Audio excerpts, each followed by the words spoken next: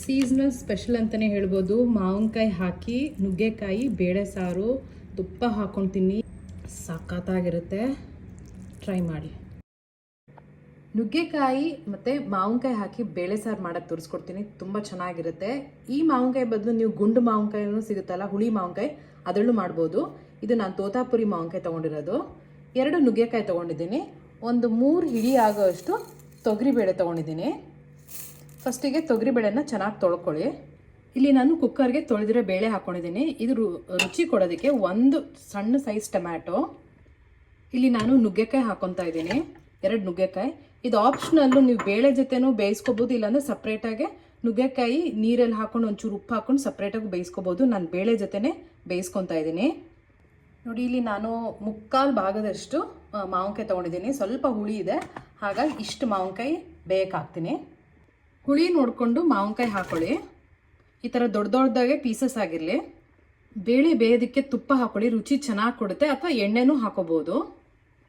ರುಚಿಗೆ ತಕ್ಕಷ್ಟು ಕಲ್ಲುಪ್ಪು ಹಾಕ್ಕೊಳ್ಳಿ. ತರಕಾರಿ ಮತ್ತು ಬೇಳೆ ಬೇಯೋಷ್ಟು ನೀರು ಹಾಕೋಬೇಕು. ಇದು 3 ವಿಷಲ್ ಕೂಗಿಸ್ಕೋಬೇಕು. ಇಲ್ಲಿ ಒಗ್ಗರಣೆಗೆ ಈರುಳ್ಳಿ, ಕರ್ಬೇವಿನ ಸೊಪ್ಪು, ಕೊತ್ತಂಬರಿ ಸೊಪ್ಪು, ತೆಂಗಿನಕಾಯಿ, ಸ್ವಲ್ಪ ಮನೇಲೆ ಮಾಡಿರೋಂಥ ಸಾರಿನ ಪುಡಿ. ಈ ಸಾರಿನ ಪುಡಿನೂ ಸಹ ರೆಸಿಪಿ ನಾನು ಯೂಟ್ಯೂಬ್ ಚಾನಲಲ್ಲಿದೆ, ಚೆಕ್ ಮಾಡ್ಕೊಳ್ಳಿ. ನೋಡಿ, 3 ವಿಸಲ್ ಆಗಿದೆ. ಹೀಗಾಗಿರಬೇಕು. ಒಗ್ಗರಣೆಗೆ ನೋಡಿ ಈ ಥರ ಬೆಂದಿರಬೇಕು. ಸಾಸಿವೆ, ಜೀರಿಗೆ, ಬ್ಯಾಡಗಿ ಮೆಣಸಿನ್ಕಾಯಿ, ಕರ್ಬೇವಿನ ಸೊಪ್ಪು, ಈರುಳ್ಳಿ, ಕೊತ್ತಂಬರಿ ಸೊಪ್ಪು, ಹಿಂಗೆ ಹಾಕೊಳ್ಳಿ, ರುಚಿ ಚೆನ್ನಾಗಿ ಕೊಡುತ್ತೆ. ಆಮೇಲೆ ಕೊತ್ತಂಬರಿ ಸೊಪ್ಪು ಎಣ್ಣೆಗೆ ಹಾಕಿ ಫ್ರೈ ಮಾಡಿ ಹಾಕಿದ್ರೆ ರುಚಿ ಚೆನ್ನಾಗಿ ಕೊಡುತ್ತೆ. ಮನೇಲೇ ಮಾಡಿರೋಂಥ ಸಾರಿನ ಪುಡಿ. ಈ ರೆಸಿಪಿನೂ ಸಹ ನಾನು ಶೇರ್ ಮಾಡಿದ್ದೀನಿ.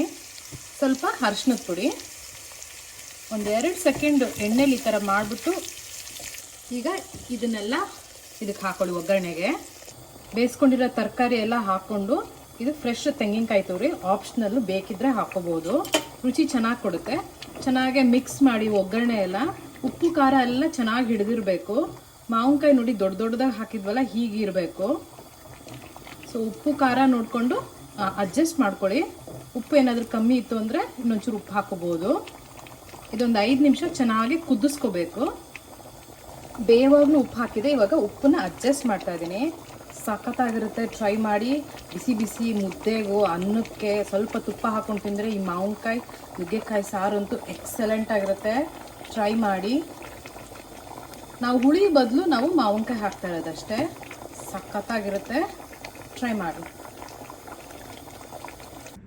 ಬಿಸಿ ಬಿಸಿ ಅನ್ನ, ತುಪ್ಪ, ಮಾವಿನಕಾಯಿ ಬೇಳೆ ಸಾರು, ನುಗ್ಗೆಕಾಯಿ ಹಾಕಿ ಮಾಡಿರೋದು.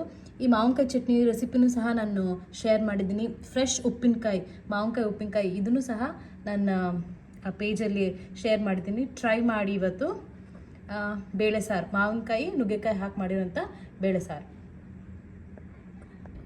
ಫುಲ್ ಬ್ಯಾಟಿಂಗ್ ಇವತ್ತು. ಮಾವಿನಕಾಯಿ ಹಾಕಿ ಬೇಳೆ ಸಾರು, ನುಗ್ಗೆಕಾಯಿ, ಆಮೇಲೆ ಫ್ರೆಶ್ ಉಪ್ಪಿನಕಾಯಿ, ಮಾವಿನಕಾಯಿ ಚಟ್ನಿ, ಹಪ್ಪಳ, ಸಾಕತ್ತಾಗಿರುತ್ತೆ. ಬೇಳೆ ಸಾರು ಟ್ರೈ ಮಾಡಿ. ಮಾವಿನಕಾಯಿ ಹಾಕಿ ಮಾಡಿರೋದು ತೋತಾಪುರಿ, ಇಲ್ಲಿ ಸಿಕ್ಕಿದೆ ತೋತಾಪುರಿ. ಗುಂಡು ಮಾವಿನಕಾಯಿ ಇದ್ದರೆ ಚೆನ್ನಾಗಿರೋದು, ಸಾಕತ್ತಾಗಿರುತ್ತೆ. ಫ್ರೆಶ್ ಉಪ್ಪಿನಕಾಯಿ ಹಾಕೋಬೇಕು. ಹಿಂಗೆ ಹಾಕ್ಕೊಂಡು ಕಲಿಸ್ಕೊಂಡು ಹಪ್ಪಳ ಹಾಕ್ಕೊಂಡು ತಿಂತಿದ್ರೆ ಸಾಕತ್ತಾಗಿರುತ್ತೆ.